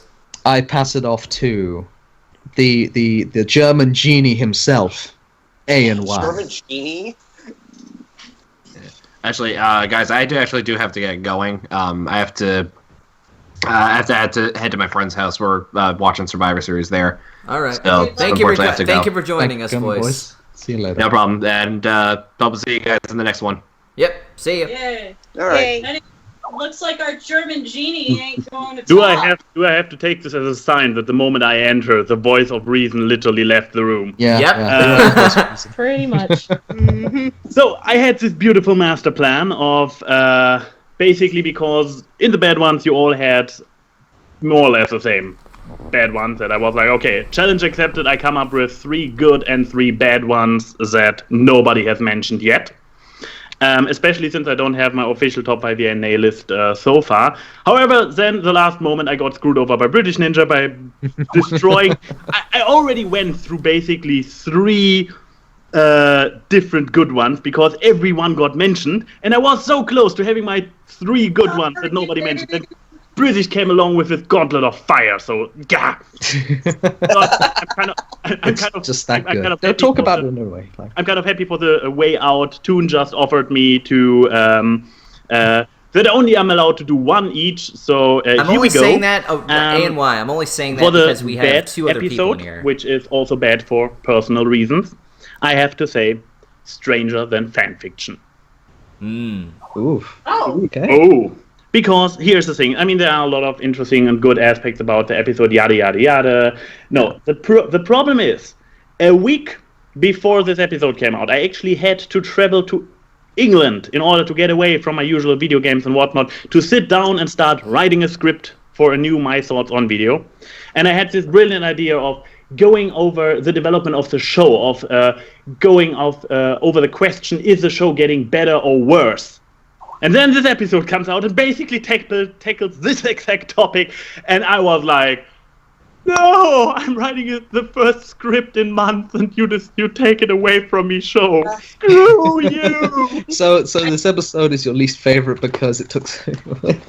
Yeah, Hey, it's the solid thing was, reasoning. you would not believe the amount of depression that I had to do, that I had to comfort A&Y with, because he would just message me like, Key, the show ruined a script for me. Oh, man. But I mean, if Blissey is allowed to take an objectively bad episode like Applejack's Day Off for personal reasons as the top one, Yes. Hashtag wrong opinions. there are no wrong opinions, only the ones that are not mine, which are kind of inferior by default. But yeah, let's move on to the good episode. The one good I was allowed to pick that nobody else already picked, which was quite a challenge, I admit. I had to scrap every little thing she does. I had to scrap Topbot. I had to scrap Set a Row Review. I had to scrap Gauntlet of Fire. Thanks, British. Sorry, that's so good. There's still 1 episode left that nobody mentioned that has something astonishing to say about it, which would be Dungeons and Discord. Yeah. Oh, good. You didn't Admit take it. mine. Episode. Admitted, this episode took its time to get where it needed to go. I mean, with this entire jumping from place to place and Discord trying to deflect and whatnot, just to not hang out with the nerds. The moment they got to it, it became really good. It gave us development for 3 of the few male characters who actually have a character, Shining Armor. And especially with Discord, who already had a lot of characters. So the problem only is for Big Mac and Spike to often get the short stick. But Discord always had this kind of thing because, which is the same as with the season finale, that because he is so OP by definition, he's a god, that it's always difficult to write for him. So usually they throw stuff like What About Discord in there, where he is just so misguided and he becomes the butt of the entire joke of the episode again. No, this time we actually have him develop and see the light and really discover a new facet about himself, which is not just, oh, friendship is great. I liked it. I really liked it. And the little touch at the end where who are the Pinky and Rainbow were like, hey, we want to join. I loved it. Good one. You just like because Discord was acting like you. Yeah, exactly. He finally saw the light and became perfect. But talking about perfection, since I am more or less the original best brown horse with blue hair, I now have to pass over to next gen. So Keychi. Yes, indeed. Speaking of perfect. Welcome, Keychi. Welcome back. She is the perfect spawn of the two most perfect ponies in the Rift. I was gonna say we have the two siblings here now. Oh God, you are my half brother now. That's disturbing. Wait. What in what relation does this put Ninja and me? Your stepfather? Stepfather? Okay, no biological relations, so I can still. Oh no, Keychi's the bastard because like Golden and Key are the main ship. Well, No, it's the official term. Keychi, no. We Golden already Fox and learned. Keyframe are the canon ship, and then she had a little thing with A and Y, and that's how Keychi came around. You know what? At least I have a blood relation, Mr. Adopted. oh, Then again, we still snap! have the issue that we are not completely clear about Keychi's gender, given that ToonKritic replied to her as Sir earlier. Yeah, you called me Sir Toon. Oh, okay. Look, we don't get many women on here, so it's Who just says compulsive. that one is only canon? Oh, okay. Yeah, there you go. Boom. Oh damn. I'm more official. So go on, Okay, daughter. welcome back, you, Mother. ma'am. Your superior opinions to your younger one. So, what is one I episode you have liked to and one teach episode this you wayward didn't? soul. Yes, do so. Okay, well, I'll start with my favorite. A Heartwarming Tale. Yay! Yes, a good one. this is... Actually, I had a lot of favorites that were not better or worse than the other favorites, but you guys have taken all of them, so I'm going with this one. I mean, I am a sucker for retellings of classic holiday stories or classic stories in general. I love the music. I got to hear Luna sing. That always pops in my head every time Heartwarming Tale is mentioned. Mine is Pinky's Present. That was the best I song. know, And I love reason yeah, is the Pinky's Present Present. is awesome. But Keychi, in case you wanted to go with a holiday special that was transferred into Pony and that nobody has tackled so far, you could have gone with Gift for Mod Pie. Yeah, but I'm not super familiar with the Gift of the Magi. You know, So I didn't really have much of a connection to the story. I agree it was a great episode, but it just wasn't one of those, oh, I grew up with this story kind of things. You're one of those Muppet watchers, are you? Yes, I know about Gift of the Magi. Yes, I Anyway. realize you know about Gift of the Magi, but Continue on. I like the Christmas Carol. And, by the way, I grew up with the Animaniacs Christmas Carol, not the Muppets one. Blasphemy! Blasphemy? What are you talking about? That's the Animaniacs are reason why the great. Muppets lived longer. Whatever. Anyway, I enjoyed all the songs. My favorite one was the Happy Hearts Warming song. Now, as far as my least favorite, say it with me now, carts before the ponies. Yeah, I detect a slight trend happening here. You know, Yeah, I made an entire video with FNGR about everything I'd rather do than watch this episode. Oh, I recall this. This was fun. Wait, what? You did it? Yeah. You were mean to me. You were also mean to Ninja. I know one of them was like hanging out You were with British mean to me, Ninja. too. I mean, you know, This is why you aren't on this podcast often, Keychi. you know what? It's my thing to mess with people. I get it from my troll of a father. It's true. Aw. It's true. I'm so proud of you, honey. Welp. Yeah, Anyway, continue on. But yeah, I just hated that episode. All the characters were stupid. The adults were more stupid. Shirley knew that things were not right and did nothing. He didn't do Shirley anything. was useless. Yeah, like, I need to stop dropping my phone. as a teacher, she should look at that and be like, okay, I know this is not right. You guys need to cut it out. They're supposed to be doing this. She did nothing. She rolled her eyes, went back to sipping her juice boxes, and kept collecting her paycheck. You know, This shows another important lesson, people. A skimpy cheerleader outfit does not make an episode good. I also want to add something. I think this further solidifies that teachers are always a backbone and like don't really do much of anything. That's not true. And I want to add something too. Dash. Not only did the teacher not help the kids when they were laughing at Dash as a kid, she was laughing with. And I want to add something too, though. I have Coco. Carry on. That's nice. But Well done, Blissey. No, think about it. Even. Go ahead, sorry. I was going to say, do you have anything else to say about this episode? Oh, I was gonna say, yeah, Cheerilee is a terrible teacher. If you think about it, even when the Cutie Mark Crusaders were getting badmouthed by this adult, she said nothing. Like Diamond Tiara's mother. Don't start me! Don't start with me! Oh! You know, Oh! I have noticed a trend. You know, Rainbow Falls, it had a cheerleader in it, and it was terrible. This episode had a cheerleader in it, and it's terrible. Yes, you know Cheerleaders ruined the show. No, Confirmed. Cheerleader is useless. Cheerleader. Kill the cheerleader who saves the show. Yes, so basically whenever a cheerleader comes up, just prepare yourself. It's gonna be It's gonna curse the episode. There were cheerleaders in Newbie Dash. It all makes sense. It's a conspiracy. It's all a big Cheerleaders are the conspiracy. downfall of MLP. All right. Okay. So is that it for you, Keychi? Yep, that was it. Those were my main gripes. Cheerleader was useless. The adults were dumb. The kids were understandably dumb because they're kids. Okay.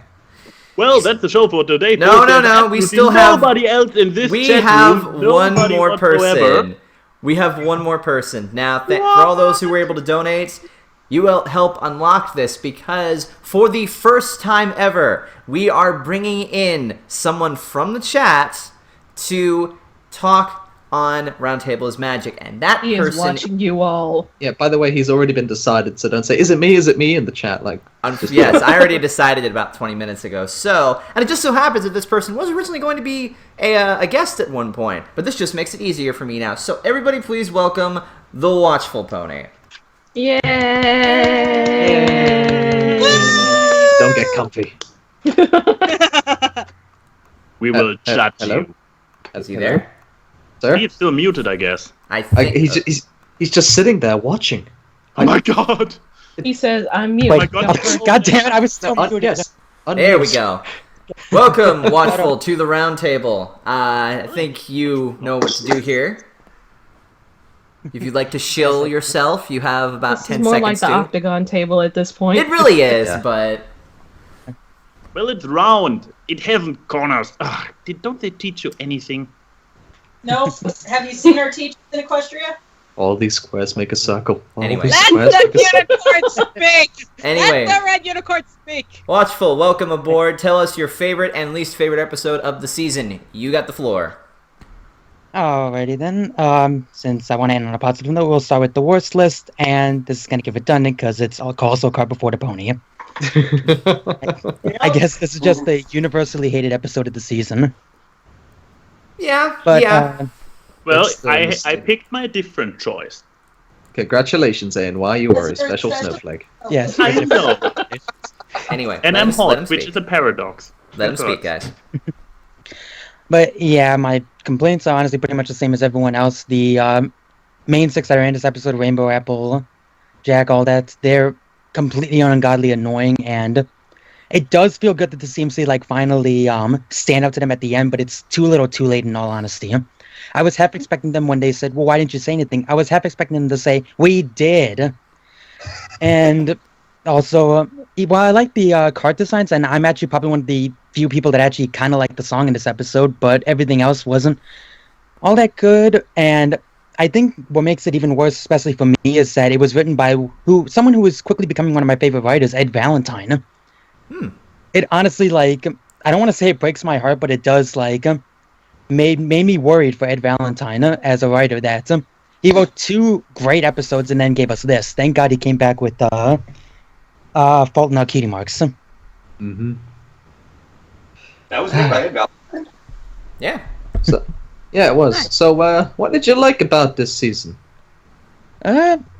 Pretty much everything else. Honestly, I kind of struggled to make a rest of worst list this year. There were only 2 I knew that were going to be on there, and that was about it. Everything else, I thought the season was... I don't think it's as good as 4 and 5, but at least it's on par with 2 and 3 and better than 1. Well, for the sake of the podcast, what would be your one choice as the best thing? Oh, or well, best episode? That's easy, and I'm not sure if anyone said it yet, but The Times They Are the Changelings got to be my number one. Nobody's actually said that. Okay. Wait, hang on. Oh, wait, no, yeah. Okay, no, never mind. I got my changelings confused. Because they all look the same, is that right? Right. Oh, God. Well, they do No, now, that's for not sure. anymore, as Bliss Yes. pointed out. Anyway. Accidental racist. Okay. But anyway, yeah, I absolutely love Times They Are the Changeling. It's honestly, Spike was probably at the best he's been, even more than honestly Gauntlet of Fire. I think he's even better in this episode And like than that, you've lost me. Go on, I'm being a butt. I know. I really like Thorax as a character. But I especially really like the conflict in the episode, and most of all, I just like the message he was trying to teach about just about racism. And what made it doubly interesting was the fact that the racism wasn't 100% unfounded, because changelings have done some pretty horrible things in the past. The only thing I didn't like was how everyone just instantly forgave Thorax, which, honestly, compared to everything else the episode does well, it's honestly a nitpick in my opinion. They just wanted Spike to stop singing. Fair I enough. would too. I like the song. I like the song. Thank you. Like, okay, all right, the changeling can change. Just stop singing. All right. And where Let does him, spotlight come from? let him continue. Let him continue. Whoops. That honestly alone makes it pretty good. In fact, the perfect indicator of that is the fact that this is the only episode this season I gave a 6 out of 6, whereas all of the seasons had at least, besides season 1, at least all of the ones had at least one 6 out of 6 episode, and this was the only one I gave a 6 out of 6 to in this whole season. 666. Why Summon six? the devil. We are not bringing Aeon in here. Please Well, don't. Oh, that's are not we? how you summon Oh, it. are You have we? to say vor 3 times. No, Oh my Don't God. Oh, are as long we? as no one says vor 3 times. Do Two. it. Don't do it. Dude. Don't Do do it. it. Dude, don't do Do it. We'll it. have too many people. Don't do Come it. on. We're nearly 2 hours into this podcast. Too many cooks. I'll relate to my collab with Finn. This is Too Many Cooks Roundtable Edition. Who says we can never have enough? Too many reviewers. No, we really gotta wrap this up though. This is probably one of the longest podcasts we've had on this show. Yeah, come on. We can Shoot. have Aeon on another time. Again, because he's a fantastic person. That's true. That's true. Okay. All right. I love you, Lucifer. Anyway, You're listening. anything I else? love you, Lucifer. I'm very proud that I come up with the nickname Lucifer. Hashtag praise Lucifer. Anyway, Watchful. Did you have anything else you wanted to add? I think the only other thing is that if I can offer up a controversial opinion towards this episode, I think it handled the racism topic better than Zootopia. Oh. I'm going to repeat that. Ooh. A Disney movie that was completely about racism was beaten out by a show about Technicolor ponies. That's honestly how I feel. And that's only because of that one addition that the changelings are honestly not 100% infallible. Just that one change made it 100 times better than Zootopia's message. As good as it is. I am extremely against you, but okay. No, I think I the welcome shadows- controversy. I Watchful. welcome this sort of You opinion. are so lucky we have already called the end of the show. Yeah, like it's very good you're sitting in the ejector seat right now because you might No. need to run. Because like the chat has a bit of a disagreement with you there. I don't I'm not saying disagree with Zootopia's it. bad. I'm just saying it handled it better. I That's think it was fair. more That's- realistic. Fair enough. Okay, so I think with that, I think we've hit the end here. I jokingly was just about to add Aeon, but then I realized, yeah, we've been going at this for 2 hours. This is officially the Keyframe. longest podcast ever. So, if you've made it this far, Keyframe, what should they put down? The round. We need a bigger table. We do. We have a tiny little table. Okay. I already got a message from somebody saying, Blissy, we need a bigger table. What do I look like, Celestia? Yes. What they should put is hashtag bigger table 2016. Bigger table lives Also- matter. If you've made it this far throughout the entire series, we thank you truly because this has been a blast to be a part of. And put down your favorite roundtable you guys have seen. Yeah. I don't know where the most stuff has Top Your ten happened. favorite best moment roundtables. from one Oh, of that will these. come in time. I want to make a compilation of like the best moments from Roundtable, and I'll You've give it already to got Toon. you've already got quite a few in this, but So, with that being said, we have reached the end of Season 6. It sucks, but we can tell you right now, when Season 7 comes along, you know we will be right there. Until then, we're going to be reviewing Season 2 starting next month. And as for next week, we will be doing the first ever Roundtable as Disney on Moana. Now, with all of that, I want to personally thank everyone for all the money we were able to raise. For anyone who followed, for anyone who's been watching us since the beginning, since we started this, we thank you from the bottom of our hearts. We are honored that you all enjoy this, and we are glad that we can all entertain you and that all of you enjoy this as well. So, from all of us here at Roundtable is Magic, we want to wish you a good rest of your week, and Thanksgiving is coming up. Merry Christmas! Happy New Year! Don't even skip. Okay, don't even skip Thanksgiving. Even though we're doing a Christmas podcast, Merry Christmas. We're doing it anyway. Everyone. So, with that being said, we will see you guys later. Catch me on a stream Tuesday when I'm playing more games. Go subscribe to everyone. Go subscribe to NY. Go subscribe to Keychi. Go and subscribe to Watchful. I've been watching his content for a while. He has some pretty quality stuff. So I'm all about giving opportunities here on Roundtable's Magic. This guy deserves it. Do not subscribe to the redheaded stepchild. The redhead. That's not a nice thing to say about Gordon. Well, and on that note, we'll see you guys in the next episode. See you later, people. Bye.